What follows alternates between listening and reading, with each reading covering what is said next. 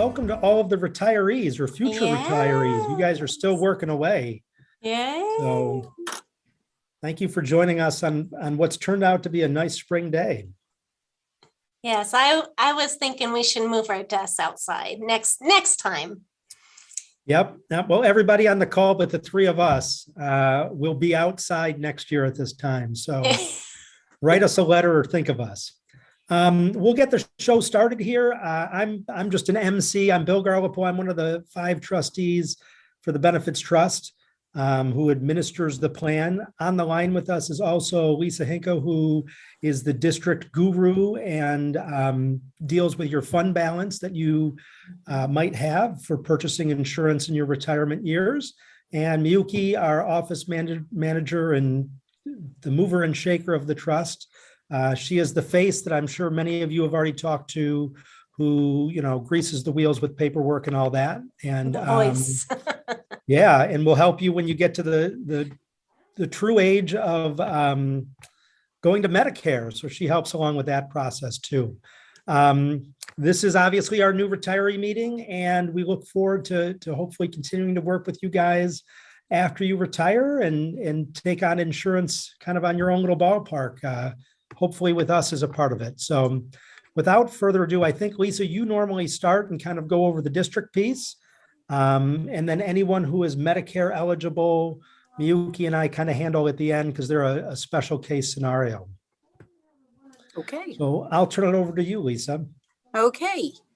All right. So when you are retiring from the district, if you meet the eligibility requirements, which is 15 years of service in the district, and retiring within the New York State retirement system, then there is a fund that is created from your unused sick time and an attendance stipend over the years as per contract language. I handle that fund once you have retired. Now, if you're retiring at the end of June, then the district does contribute to your coverage for July and August. So the fund doesn't begin until September 1st. At that point in time, well, I should say around the beginning of August, we finally formulate the fund because we have to wait for the last of the building attendants to be reported. So you should get a letter around the beginning of August that'll tell you what the amount is in your fund. That can be used for health insurance premiums only, medical, dental, vision, and then Medicare once you reach the age of 65. So premiums only, cannot be used for out-of-pocket co-pays or deductibles or anything like that. Okay, so when September 1st rolls around, if you are continuing coverage through the trust, then Miyuki will automatically bill me and I will pay from your fund. You will get a statement at that point in time from the district showing that the payment was made to the trust and what the new balance of your fund is. So every time a payment is made from your fund, you get a statement showing what your new balance is. Once your fund is depleted, then we would pay the balance out to Miyuki, and at that point in time, she would balance bill you whatever the difference is, and then she's just going to bill you directly from that point forward. Now, if say you are not taking coverage through the trust right away because your spouse is still working and Oh, we lost her. Sure did. Hang on, folks. We'll see if she pops back on. I mean, we could finish her next statement. Your funds will be put on hold. But, Exactly.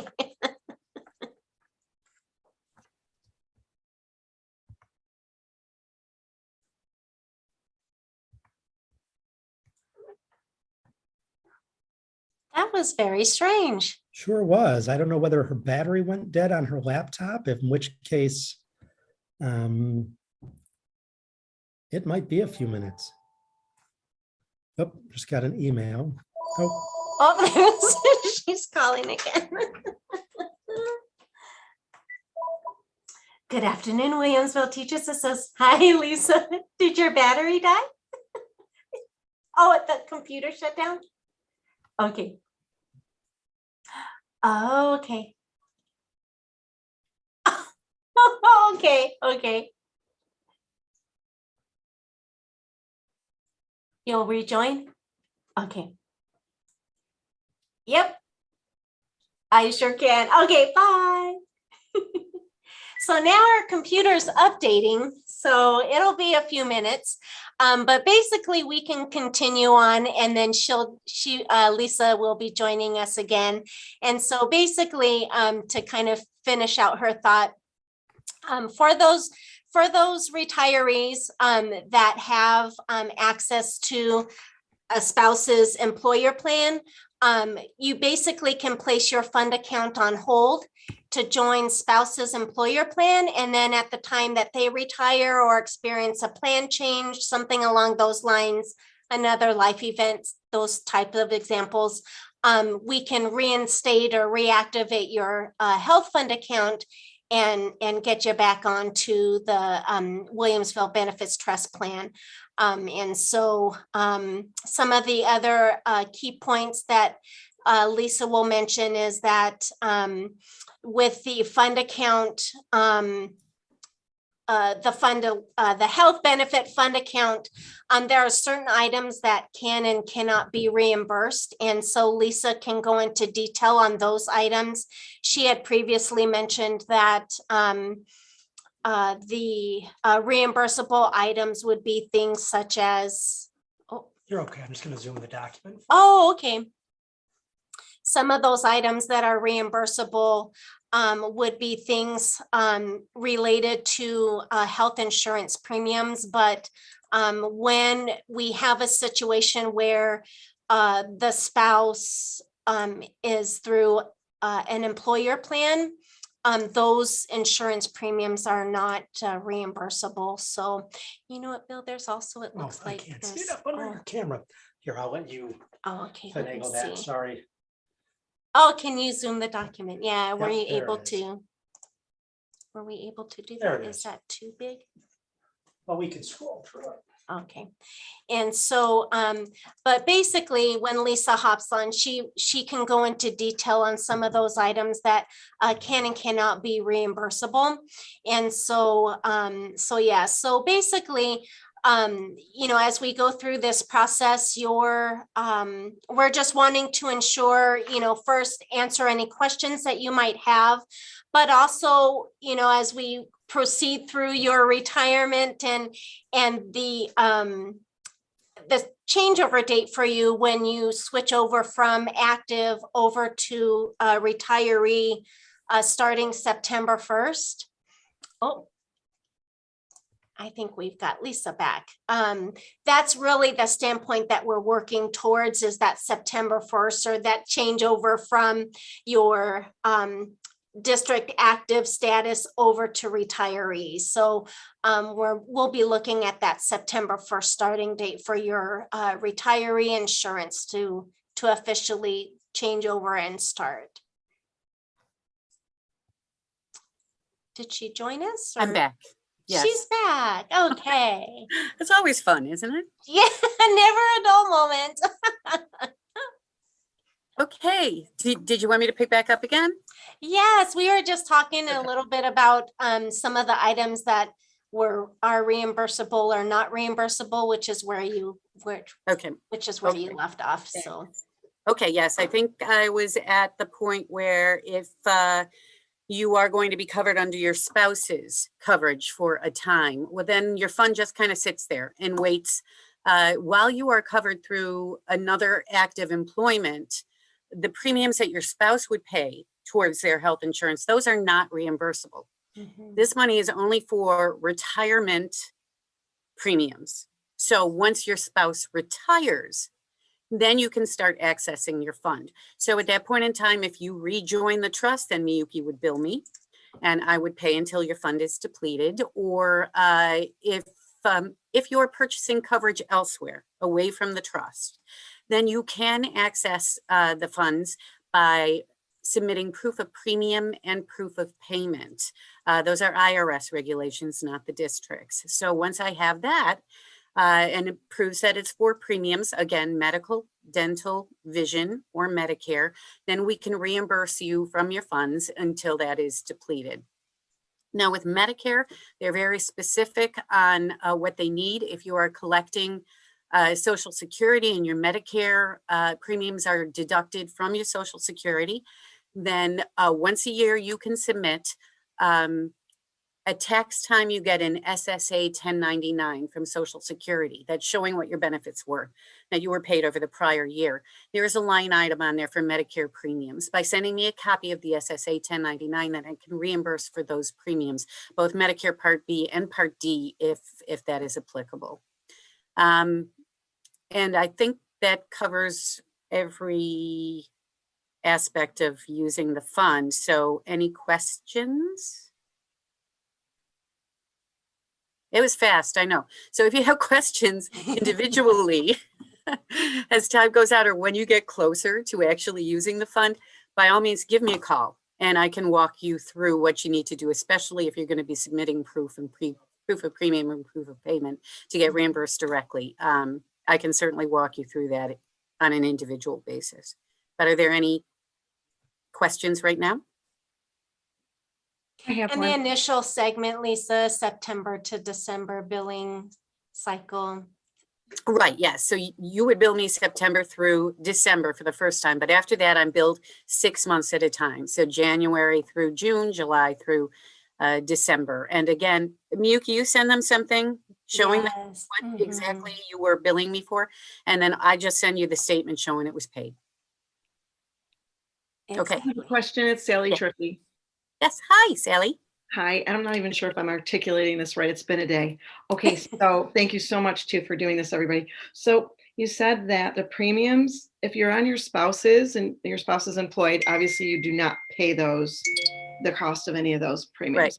But upon your spouse's retirement, if you're still going to another plan, you do at that point, or you don't? Yes. Well, if you're purchasing coverage, like maybe Right. even through your spouse's employer, if, Right. you know, after your spouse retires, then again, we need proof of premium and proof of payment.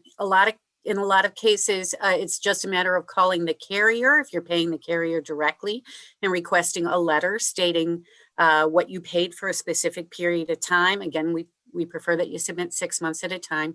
Or if you're purchasing coverage through your spouse's employer after retirement, get a letter from the employer stating that retirement premiums for this period of time in this dollar amount were paid, and then we can reimburse you. Thank you. Sure.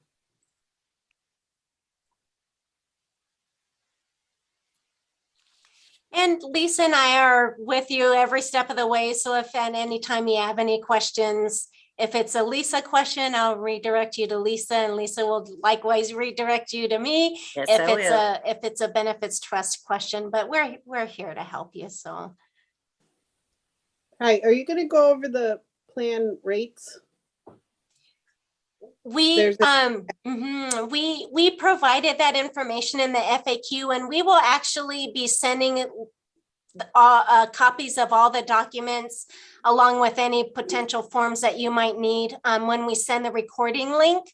And so we'll make sure you have all that access, but all of that information was sent out preliminarily in a document for titled New Retiree FAQ. And Yeah, that document I have that. I has have the that, but pricing there's the, information. Mhm. that's what I'm looking at, and there's Okay. plan rate with active plan, active or family plan, and then there's a plan C. I didn't know the difference. Yes, we'll be talking about those plans. Okay, thanks. You're welcome. Are there any more questions about the fund or access to it? No. Lisa, what if anything is required to put the amount, because Diane will be getting coverage through my employer for a period of time. What's required to put her fund on hold? Anything other than a letter to you or something? It Well, will be a that- letter to, yep, it'll be a letter to me, and you're basically just letting me know that you're gonna place your fund account on hold to join spouse's employer plan. And so there'll be forms for you to complete. So we'll walk you through that piece. Okay, thank you. Thank you. You're welcome.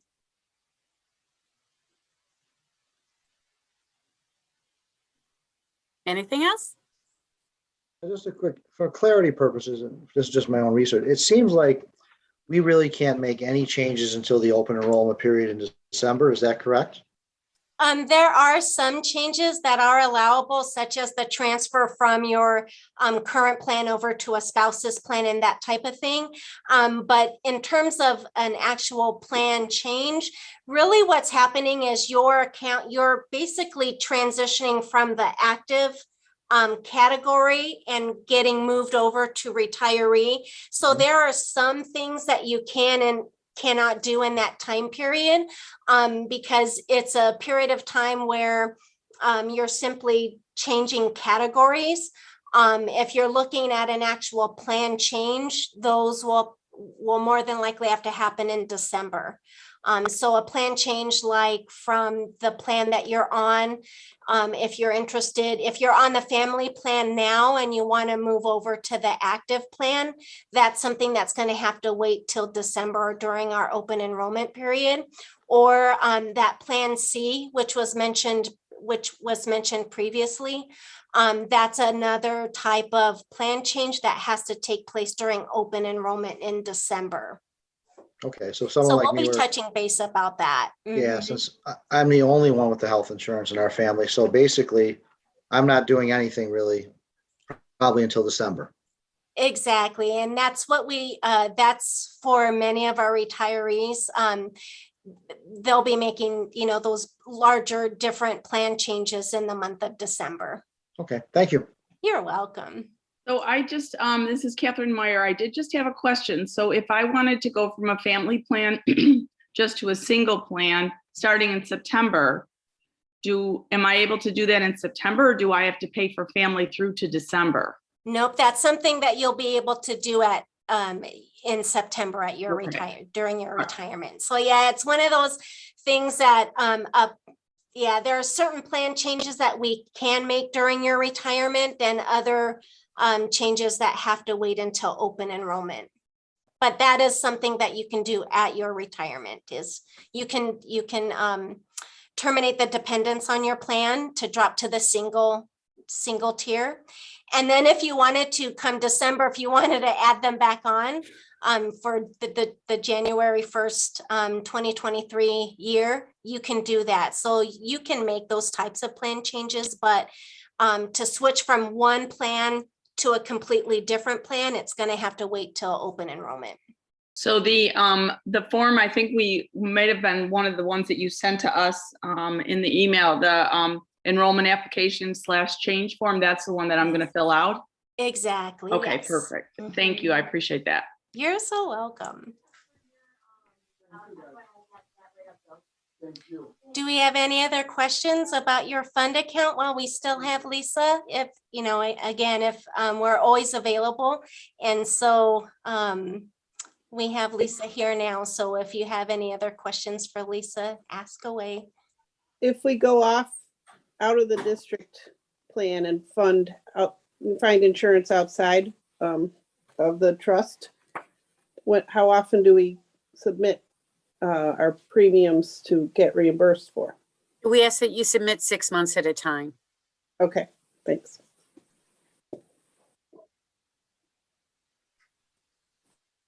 I think I'm good.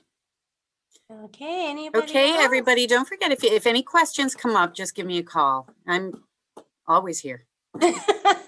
Yes. Bye, everybody. Congratulations. Thank you, Thanks for joining Lisa. us, Lisa. Thank you. You're Thank welcome. you. Bye. Okay, perfect. So now we can talk about the benefits trust side of things with the benefits trust, health insurance, and those types of questions. We can, if you have some questions, you're welcome to ask away, but we also have our other topics that we'll be discussing as well. But we do want to make sure that we get your questions answered. And some of our other retirees on the line might also have the same question. So feel free to, ask away. We did talk a little bit about the different plans and some of those plan changes. We will be working with you over the course of the summer to help you with your plan selection and those changes.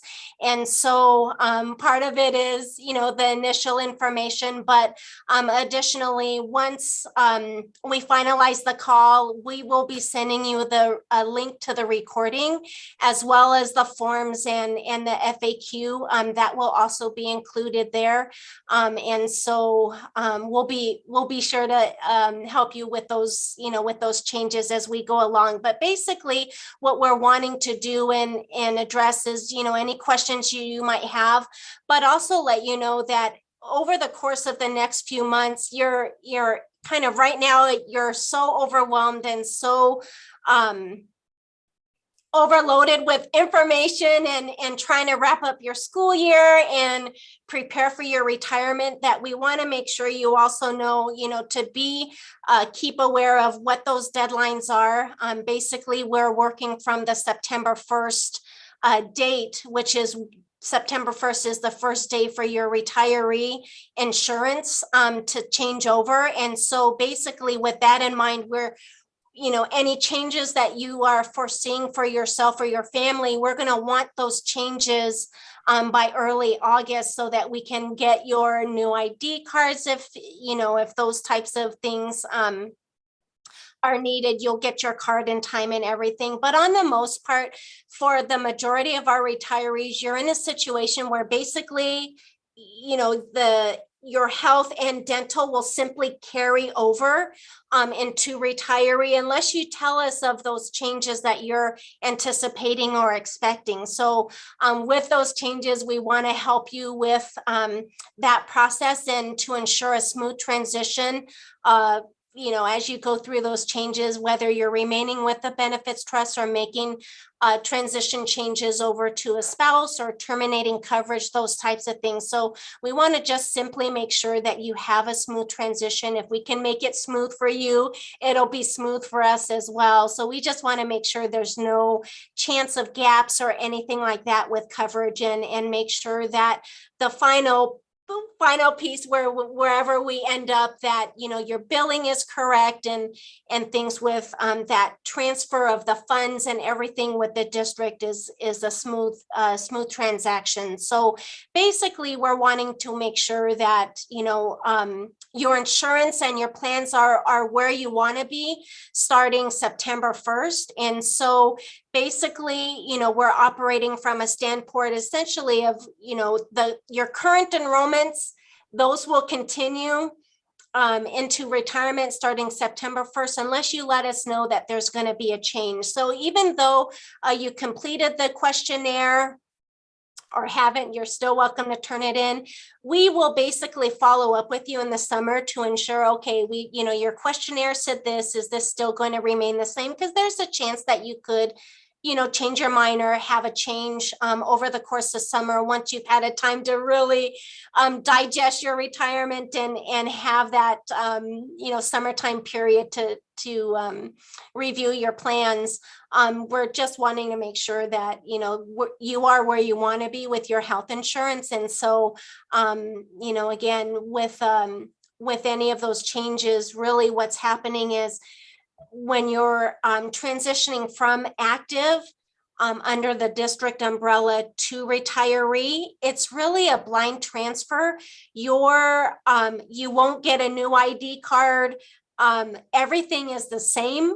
While you're active, it's the same exact plan, whether you're active or on the retiree category. And so really all that's happening is it's just a transfer or category change from active over to retiree. And so there's no new ID cards mailed to you. It's just simply a transfer from moving you from the active category over to retiree.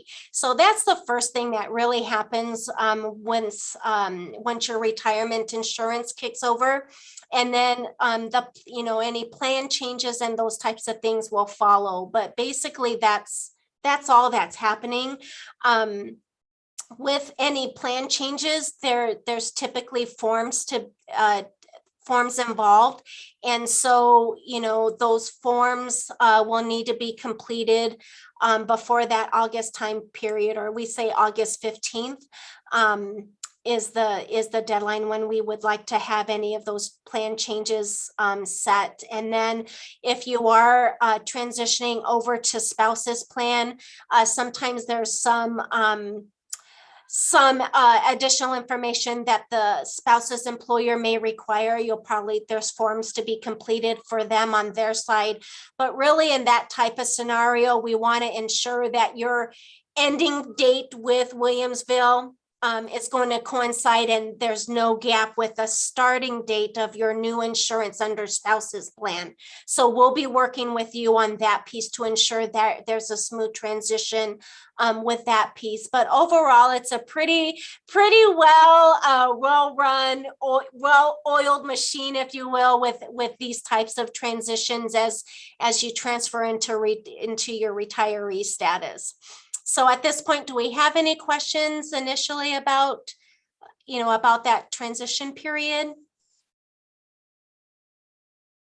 Nope, so far so good. Okay, so with regards to Aetna Dental, basically the majority of our retirees tend to drop dental at retirement, and the primary reason is the cost. So for example, the single tier cost for Aetna Dental, it runs about $30 per month. And then when you have yourself plus any number of dependents on your plan, you're on the family tier, and that cost, it jumps. It's $85.49 for the family tier dental. And so that's why we predominantly see the majority of our retirees drop dental at retirement because of that monthly cost. So when you calculate it out, your dental plan is $1,000 maximum per calendar year per person. Especially those on the family tier, it's pretty close to that maximum cost. And so, it's a choice that you'll have available to you. So, if you're interested in keeping dental, really, we just need to know if you're going to make any changes with dental, because there will be a form to complete to terminate coverage because you are currently enrolled in it right now. So if you are planning to drop dental, just let us know so we can get the form or plan to collect the form from you. And then, we can get you terminated from the dental plan. And I will tell you that the majority of our retirees, they do drop dental, and many have found that for their annual or semi-annual visits to the dentist, they do gravitate towards the UB dental school. So that is another resource available to you. With regards to dental, if you drop it at your retirement, you can add it back in. So the time to reinstate dental would be during the retiree open enrollment period, which is every December. It's the full month of December, similar to while you were active, it was the full month of November, with those changes becoming effective January 1st of next year. So January 1st, 2023. So with dental, you have that option to, drop it 1 year, pick it back up during open enrollment in another year, that type of thing. So you do have that as an option. But that's not an option for regular health insurance. Once we drop it, we can't pick it back up. Right. Once you have left the trust, Yeah, it's a one-way door. Okay, correct, but different for dental. Okay, thank you. correct. And what is the date you can drop dental? Just during the open enrollment period? No, so basically, in your case right now with retiring this summer, you're kind of in a unique situation where your retirement is essentially a life event, and so you can drop dental August 31st. And ironically, if you wanted to, you can pick it back up and reinstate coverage with dental for January 1st, 2023, if you so choose. So you're kind of in a unique situation where you have the opportunity to make some changes with your plan in that August August 31st time period, and then reinstating or changing your plan during the retiree open enrollment period, December, the full month of December. And then any of those new changes will become effective January 1st, 2023. So yeah, you're kind of in a unique situation where you have an opportunity to do some plan changes in September or for September, and then again, come December.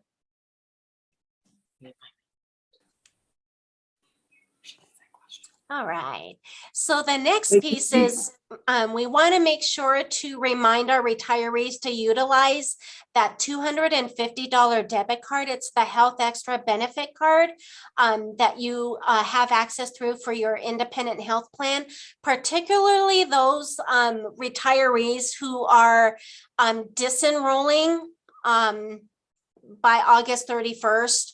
Either with, joining a spouse's plan or becoming Medicare eligible and needing to join a different plan. Just make sure we're just using this as a reminder to utilize those allowances on that debit card. It's a great program, $250 debit card that you can utilize towards all different types of health and fitness related services. And so if you're actually, what we will do is we will make the vendor list available as part of the documents that we'll share from this meeting, and the link as it becomes available over the course of within the next week or so. So we'll include that information as well.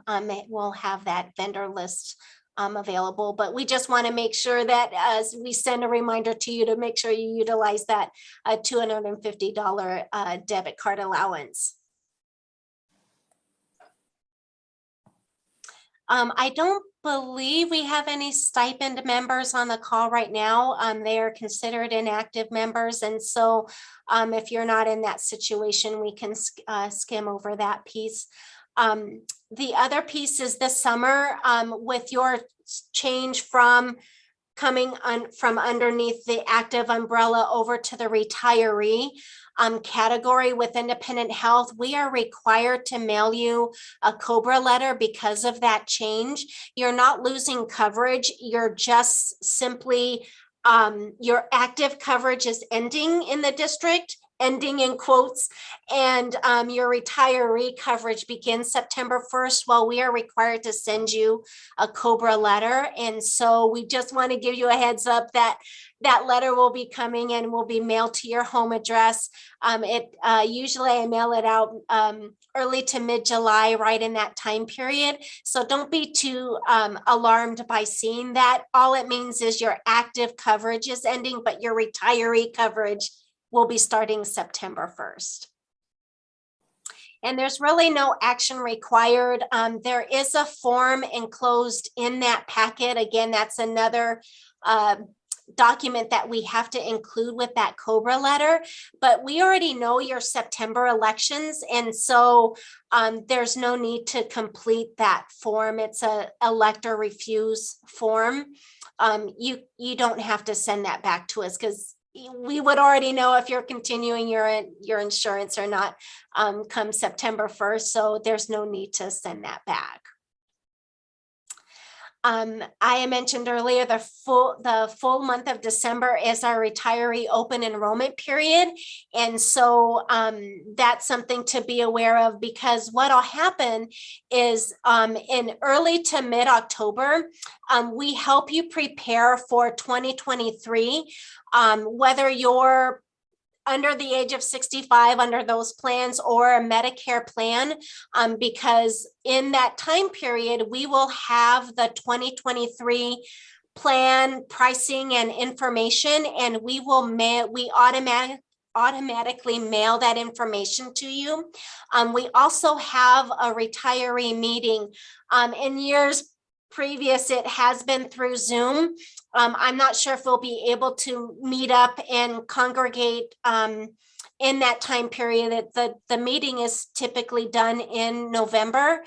I don't know if we'll be able to come together or not, but all of that information will be sent to you. You'll receive an invitation. So just be aware that we will get that information to you early in that October, November time period to help you prepare for the open enrollment period in December. And then those plan changes will become effective January 1st, 2023. So while we're talking about that, the Plan C has been mentioned a couple times in this call, and that is a plan. So right now, you only have the one plan offered. Well, we have two plans, the active plan and the family plan through Independent Health. They are very near identical. However, we do have a Plan C that's available to our retirees. It's not a very popular plan. We have 1 or 2 retirees enrolled in that plan, but that information will be sent to you in that October, November time period to review. It's a plan that it's quite similar to the plan that you are currently enrolled, but there are differences. So things like co-insurance, that plan operates through co-insurance, which is like an 80-20 coverage type. This year, it's a little cheaper than the plan that you are currently on. However, the biggest difference with that plan is that you lose the $250 health extras benefit debit card. That plan does not come with that benefit. So many of our retirees tend to stay with the plan that they're currently on. They're familiar with the plan. They know what to expect, those types of things, in addition to that $250 debit card allowance. You would lose that on the other plan. So that's just something to be aware of. We can send you the information on Plan C if you'd like to see it for 2022. But you'll be getting that updated information sent to you when we send you the materials for the 2023 plan, because you won't be able to change your plan until open enrollment anyway. So you might as well wait. But yeah, it's up to you.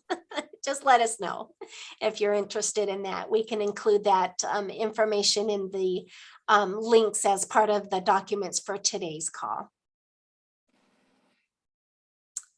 And then Ms. Bev, you had mentioned the FAQ and that information. That document, it has a lot of information. And so, if you do have any questions, just let us know. You had a question about the pricing. Is there anything else I can help answer about that, the FAQ information? It does have a lot of different scenarios. So it just kind of depends on what scenario you're faced with. But we do walk you through the entire, that entire process over the summer. So yeah, just let us know if you do have questions. Yeah, I just had never known about the Plan C and wondered what was different about it, because it is a little cheaper. It is, yes. Yeah, we'll include that information so that you can kind of compare the active and family plan against that Plan C. We do have the 2022 information. And so just be aware, you'll have that option. You'll have that updated information as well in the fall when the new plan and pricing becomes available for 2023. But wouldn't I need to know what it's involves if I'm trying to weigh whether I'm going to stay with the district or leave? Mm-hmm. Yeah, that we're going to include that information with today's link and the documents. But you can't. It's not a plan that you can join right now. You're going to have to wait till open enrollment or it's for the 2023 period. Right. So yeah, it would help me make the decision probably if I had it sooner. Okay. Mm-hmm. Thank you. You're welcome. Yuki, there was a question in the chat. If a spouse retires mid-year, can the retiree re-enroll in the trust plan, or do they have to wait for open enrollment? And my guess is going to be that that's a life event and they could switch back to us at that point. You got it. It is considered a life event when spouse retires. It's a life event on them, but because of their retirement, they can join the Williamsville plan at that time, and we'll help you through that process and ensure a smooth transition. And so that is a life event, and they can join the Williamsville plan with you at that time. So yeah, absolutely, we can get them enrolled in everything at that time. He didn't understand what he understood.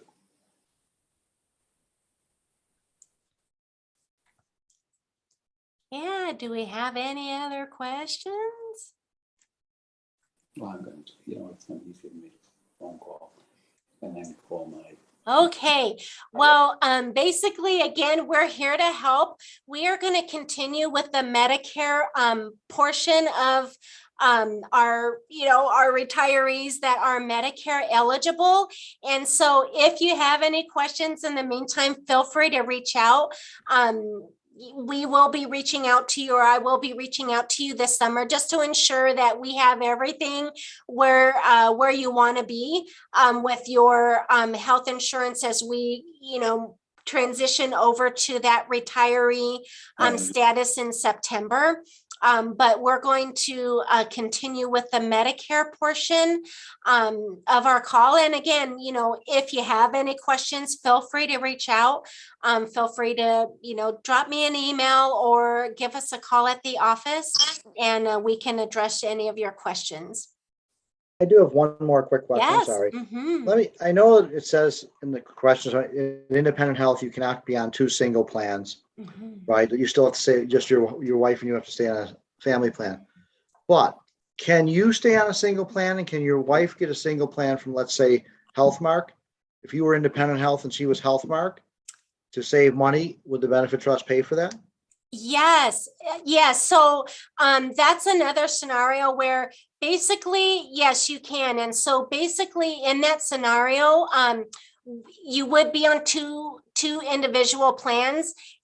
So even though you have your enrollment with Williamsville, spouse has their enrollment under a different source, your health fund will still cover both insurance premiums.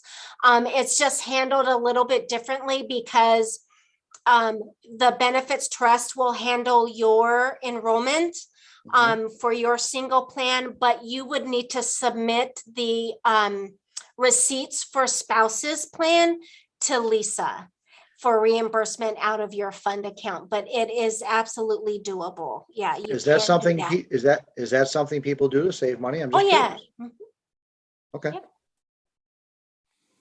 I just have a clarification question, because I Yes. thought Bill had said before that it's a one-way door. So if I pick up coverage through my employer, we put her fund balance on hold, 3 years from now, I retire. Mhm. Can she re-enroll in the trust at that point? Yeah, so basically, as long as when you're on a group employer plan through spouse, that is an allowable return because you've joined a group plan, and you're tied to that group plan. It still exists. So where that open door and that closed door happens is when in the case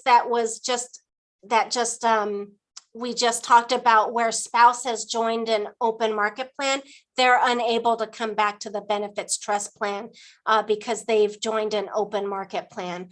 But when you're in a situation where you're going back to an employer plan, basically we place your fund account on hold, and then at that time of retirement, you're able to come back. Okay, thank you. You're welcome.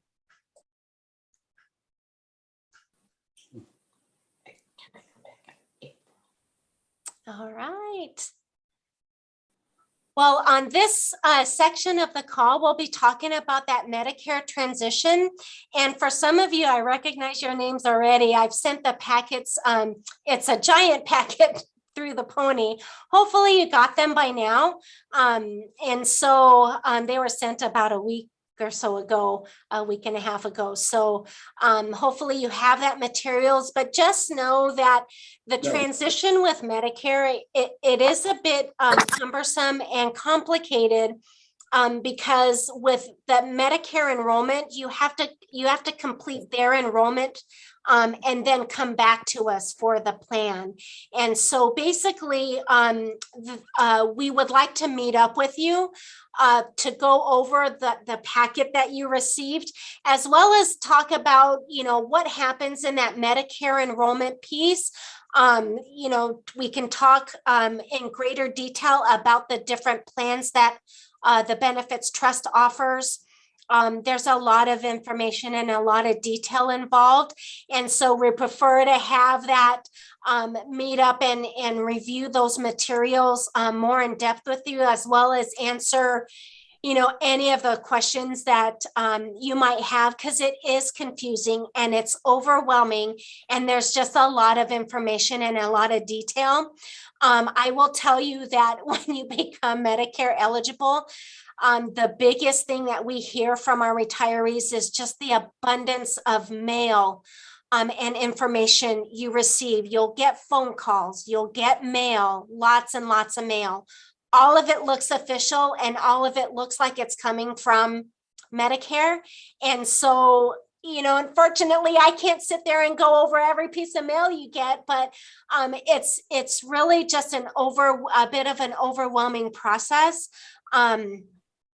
Because the government knows you're turning 65 and your information has been out there. And so you're going to get lots and lots of information. So I can tell you, watch for information to come from the Benefits Trust directly. I've already given you that initial packet. Anything else you receive, again, if it's truly Medicare information, as you go through your Medicare enrollment, it's the same information you'll see. So right now with Medicare, the biggest challenge is that with the Social Security Administration and the Medicare offices, they are not open to meeting up with people in person. They are still processing enrollments by phone over their or through their website or through the mail. So, unfortunately, the Medicare enrollment piece is a bit choppy in that way. You can't just sit down and meet with somebody at this time because their offices are not open. And so, in fact, I just checked again today that some of the offices, it's a slow opening process. But for New York, there's only 2 offices and they're not close. And one closes at like 10 a.m. So it's just kind of ridiculous right now. But your Medicare enrollment will actually take place, like I said, over the phone with a Medicare specialist or through their website or through the mail. If you print off the Medicare enrollment forms and complete them and mail them back. With regards to the actual Medicare plans that we offer, again, we'll go over that materials more in greater detail, but there is a specific Medicare form. I included it in the packet that I sent to you. Basically, it's a special Medicare form that I have to attest that you have had group health insurance or access to group health insurance. And so that specific form lists information pertaining to that because they need that form for your Part B enrollment. So for some of you, if you're beyond the age of 65, if you're beyond that magical age, you may have already completed the enrollment for Part A.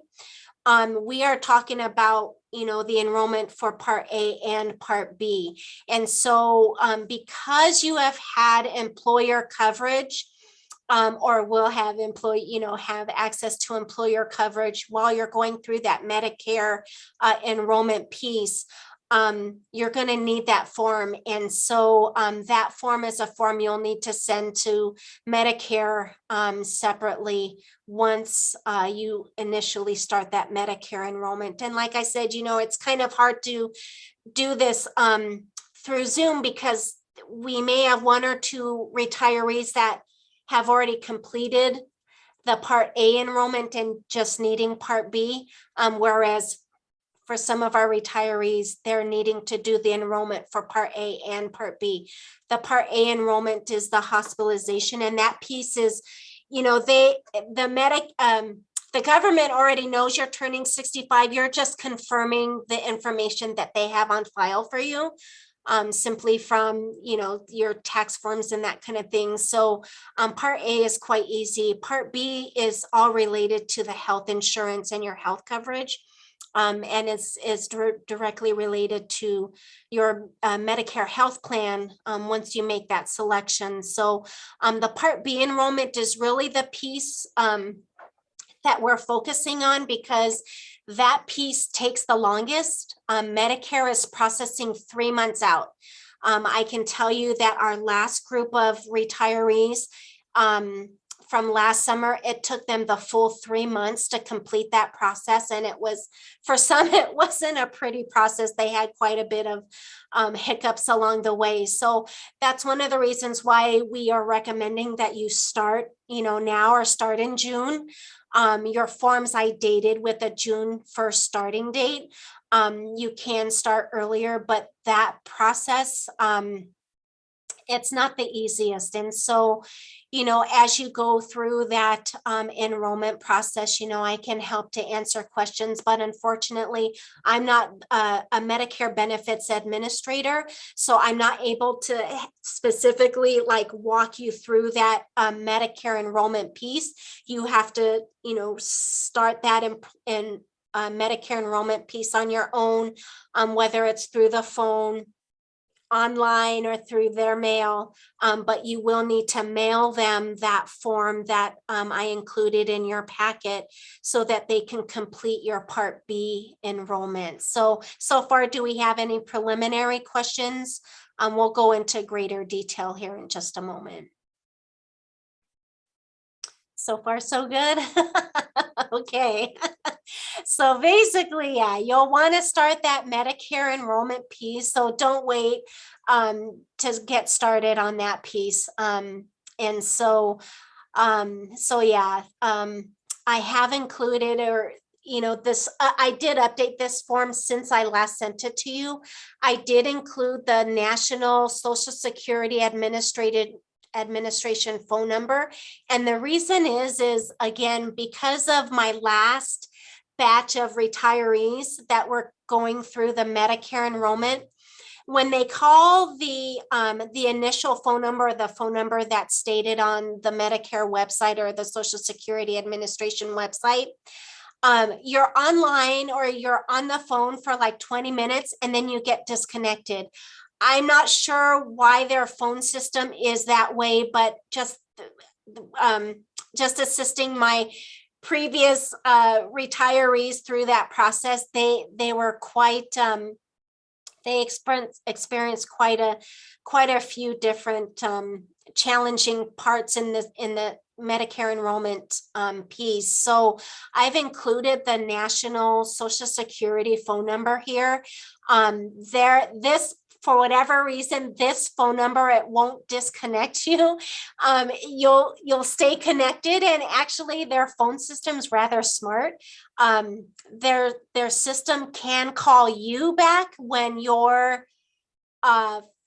when they get to your place in line with their phone system. So in any case, I've included the national phone number in the instance that the other number disconnects you after 20 minutes, et cetera. That was one of the main problems that was reported to me with our retirees in our last batch. So that's just something to keep in mind, or just call me. I can tell you what the number is. The other piece is with your Medicare enrollment, you cannot remain on the independent health plan. It is a plan that does not work at all with Medicare.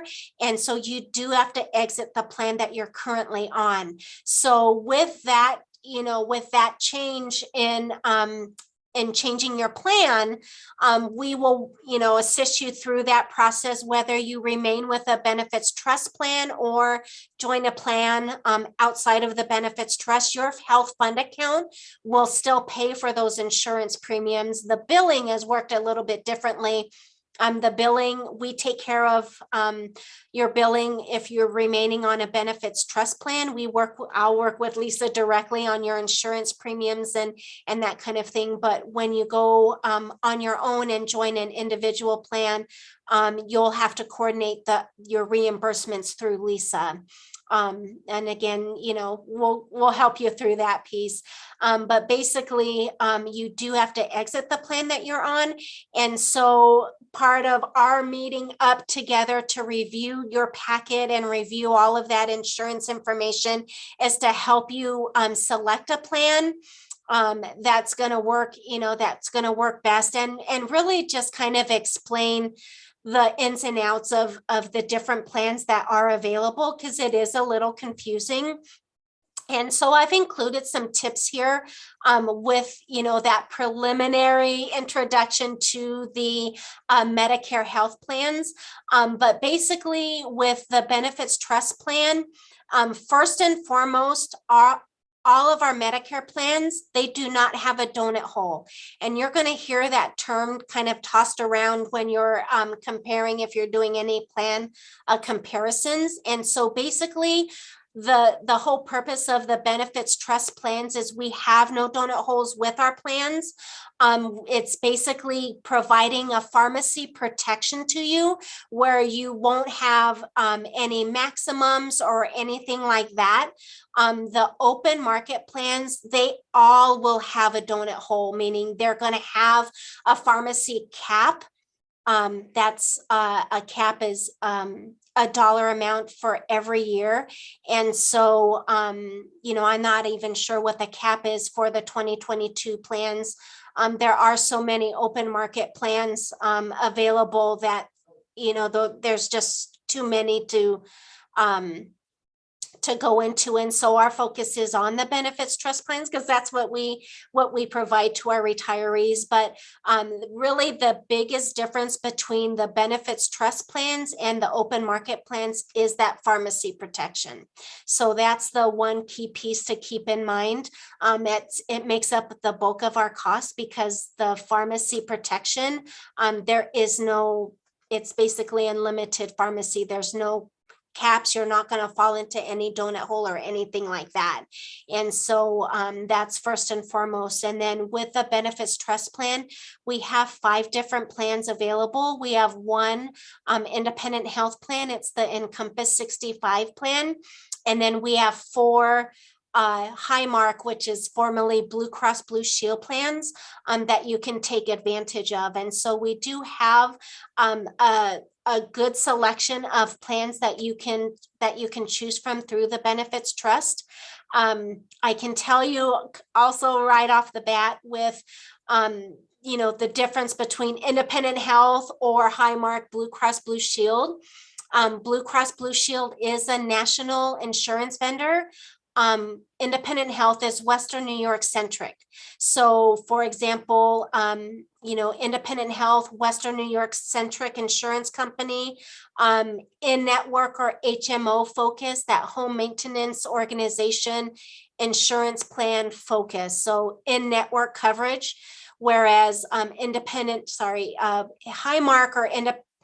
Highmark or Blue Cross Blue Shield, those plans offer a little more flexibility in terms of travel and those types of things. If we have snowbirds, or if you're starting off with your retirement locally and then moving over to a snowbird type status, the Highmark Blue Cross Blue Shield are going to offer you that greater flexibility with your coverage. You're going to be out of network, say if you're in Florida, some other fun destinations such as that. The Blue Cross Blue Shield or Highmark plans offer those flexibility through their PPO plans or their preferred provider. So I've included some notes here. The HMO versus PPO, again, we'll go into greater detail with these plans as we meet up to go over all of your materials. But basically, you'll want to know what that difference is. HMO is in-network focus. PPO is going to offer those offer the greater flexibility with plans, traveling, those types of things. Whereas, so for example, with a PPO plan and travel, you'll have a copay. With a Highmark Blue Cross Blue Shield plan, you'll just simply have a copay when you're out of network. Whereas if you were on an HMO plan or say the independent health plan, you're going to fall under a different pricing structure, different deductible based format. So, generally there's, when you're out of network, there's out of pocket costs associated with that because of the deductibles and the pricing structure. So that's all something to keep in mind. And the nice thing is, again, you can change your plan every year. So for example, early in the pandemic where mostly everyone was at home, many of our retirees that were on a PPO plan transitioned to an HMO plan because they were remaining home and travel was, really not much of an option for that year. And then now that things are opening up, things have greatly improved. Then, at the open enrollment period, they've switched over to a PPO plan. So that's, those are the types of examples that will help you, along the way with your health insurance and plan changes that you're anticipating and that kind of thing. We can talk more about that, but just know that you have that option every year to change your plan. But those are the types of scenarios to think about when it's open enrollment time and pre-planning for your health insurance and any changes that you might anticipate. Any questions so far? So far, so good. And again, we'll go into greater detail with this piece as, as we meet up and meet with, and when I meet with you to go over your plans. A lot of the information is included here in the notes. I talk about the different plans and the pricing differences with the PPO plans and HMO plans. I also have in here that for the majority of our retirees, the majority of our retirees are on a specific Highmark Blue Cross Blue Shield plan. It's the lowest cost plan, but still quite a comprehensive plan overall. And so it's easiest to go over the plans in this level of detail in person because it helps to see your plans side by side. And I can't, we don't have that. Well, I guess we do have that ability, but I don't have it available right now. So in any case, we'll be going over those plans in greater detail when we meet up. But, again, I just wanted to share that things like, I can share with you which plan is the most popular plan for our retirees and that kind of thing. And our most popular plan is Plan 37 with Highmark. It's the $699 low plan. So that's something to look at in your packet when you have a chance to look through those materials. But again, you can change your plan every year. So, yeah, do we have any questions?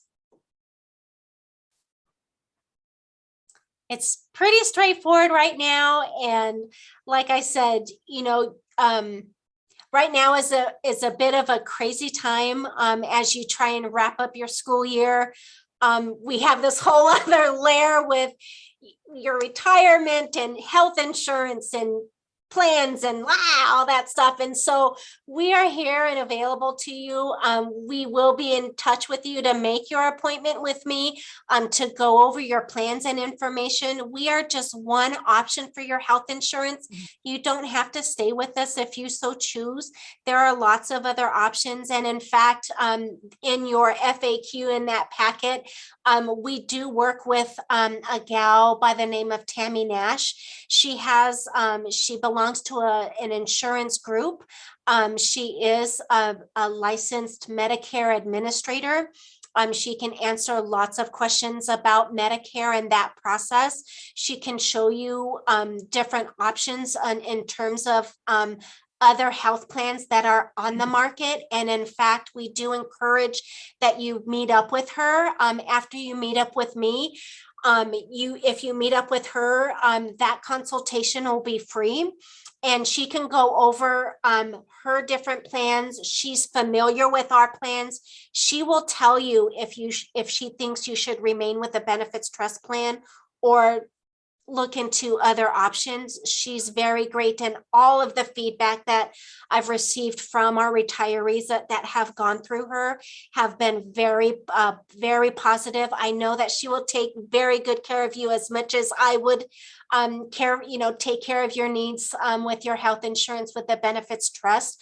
So yeah, just know that I know that you would also be in good hands with Tammy. And so, but she's fabulous. She can answer a lot of questions that I may not be able to answer strictly from that open market Medicare piece. So just know that, there are different options available to you, and your fund account will work with paying for those premiums on the other plans. So that's nice too. We have a question.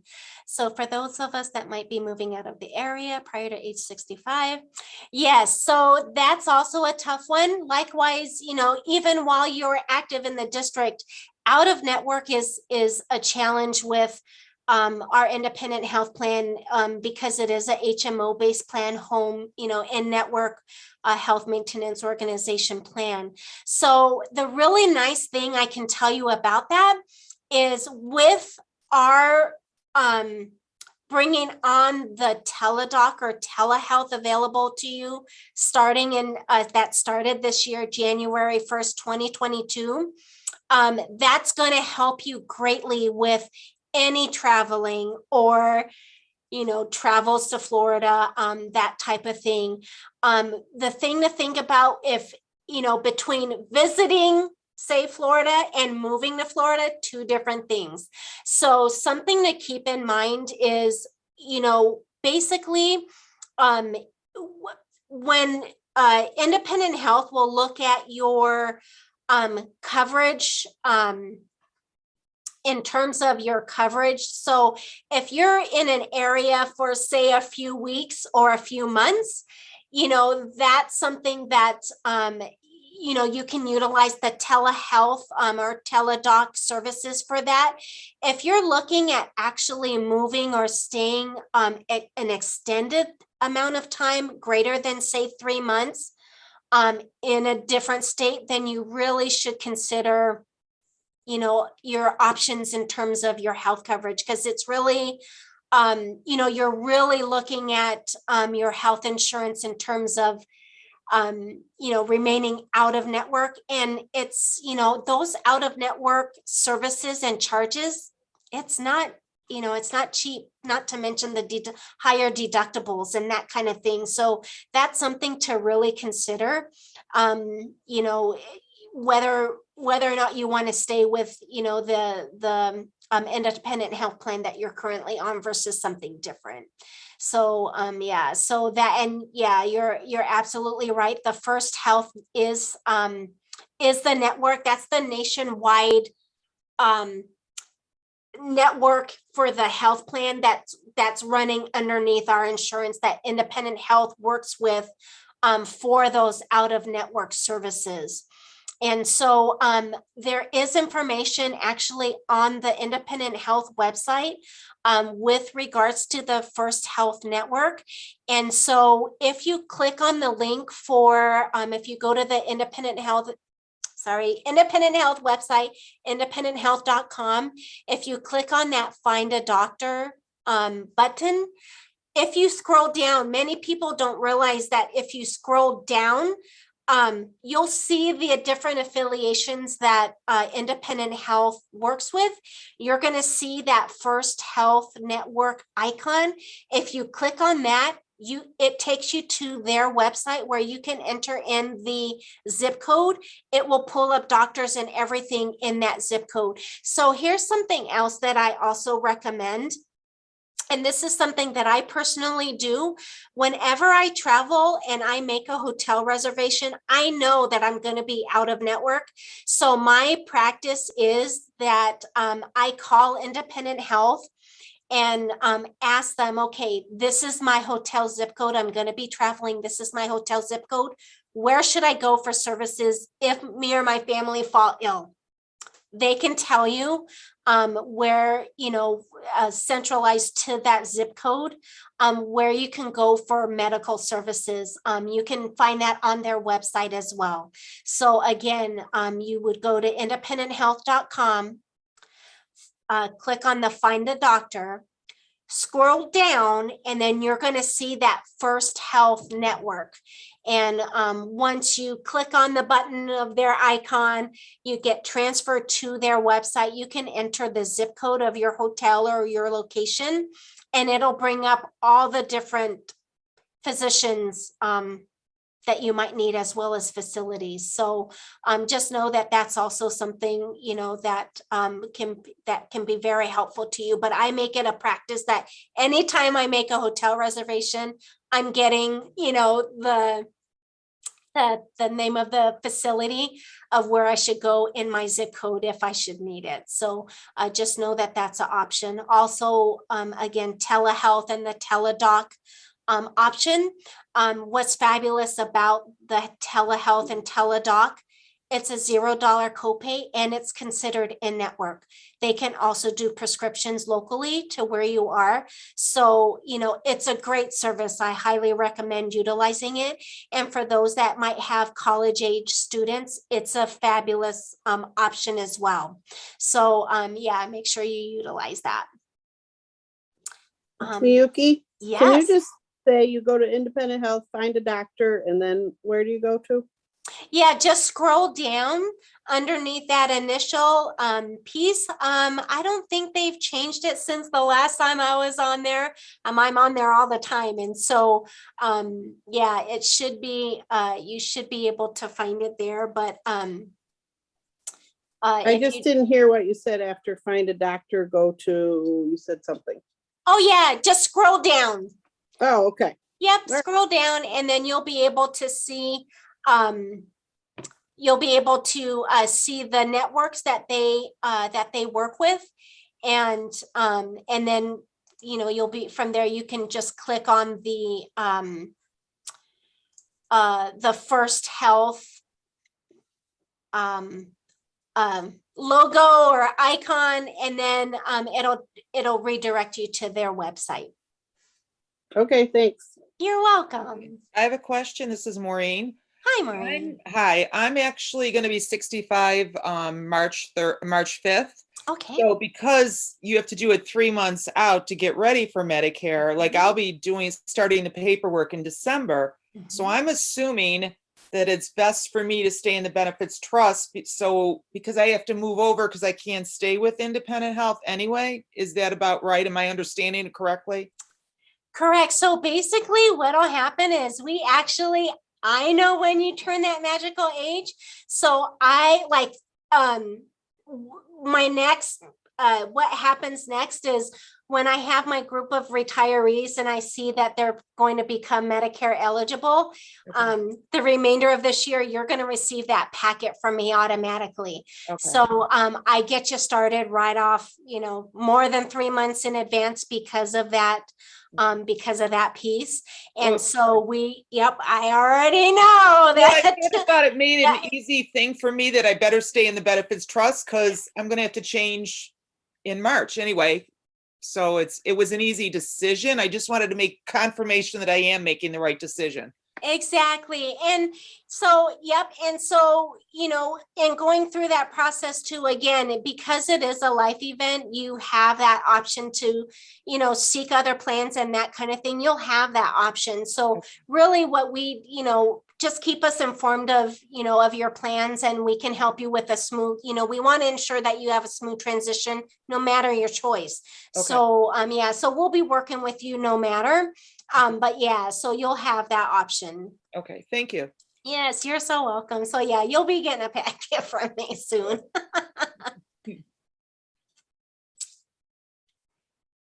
Do we have any other questions? But really the next point is that, basically you'll want to give me a call. We'll get you scheduled for a date this summer. And help you through that, through that transition. But really the first course of action is to start that Medicare enrollment. You can start it now or into June, simply because Medicare is taking that full 3 months of processing, especially for your Part B plan. So. Yeah, anything else?